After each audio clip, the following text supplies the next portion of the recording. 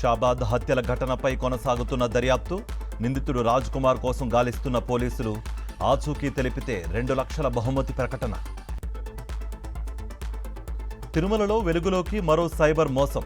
TTD EO పేరుతో నకిలీ email, ప్రసాదాల ఖర్చుల పేరుతో వసూళ్లు. పొగాకు రైతులకు బాసటగా వైఎస్ఆర్సీపీ పోరుబాట. ఈ నెల 16న మార్కాపురం జిల్లా కనిగిరిలో దీక్ష.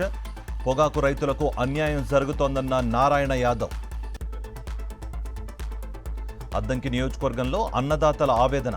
ప్రభుత్వ ఆఫీసుల చుట్టూ తిరిగినా దొరకని విద్యుత్ కనెక్షన్లు. మంత్రి గొట్టిపాటి లెటర్ తేవాలంటోన్న అధికారులు. ఖమ్మం జిల్లా పెనుబల్లి ఉపాధి హామీ కార్యాలయంలో అధికారుల నిర్లక్ష్యం. కుప్పలుగా గడువు ముగిసిన ఓఆర్ఎస్ ప్యాకెట్లు, కూలీలకు ఇవ్వాల్సిన ఓఆర్ఎస్ ప్యాకెట్లు కార్యాలయంలోనే నిల్వ. కూకట్పల్లి రామ్దేవరావు ఆసుపత్రిలో డ్యూటీ డాక్టర్పై దాడి. మెడికల్ ఫైల్ తీసుకురమ్మన్నందుకు రోగి బంధువు దౌర్జన్యం. చంపేస్తానంటూ బెదిరింపులు. కేసు నమోదు. భూపాలపల్లి జిల్లా ఎస్ఎం కొత్తపల్లిలో పోలీసుల రైడ్. పేకాట ఆడుతున్న 7గురి అరెస్ట్, నగదు సీజ్.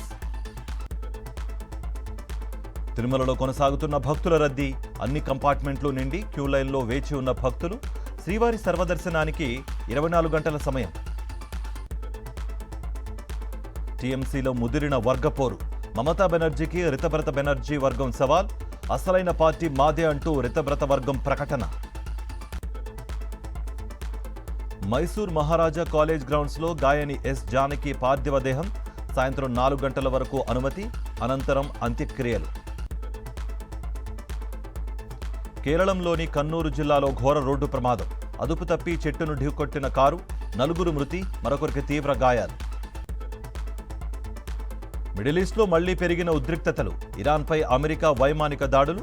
వాణిజ్య నౌకకు భారీ నష్టం. ఆగ్నేయ పసిఫిక్ ప్రాంతంలో మరింత బలపడిన తుఫాన్. చైనాలో రెడ్ అలర్ట్. జపాన్లో భారీ వర్షాలు. ఫిలిప్పీన్స్లో 17కు చేరిన మృతుల సంఖ్య.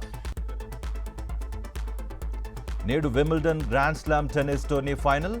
మెన్ సింగిల్స్ ఫైనల్లో తలపడనున్న జెవెవ్, సినెర్. రాత్రి 8:30 మ్యాచ్.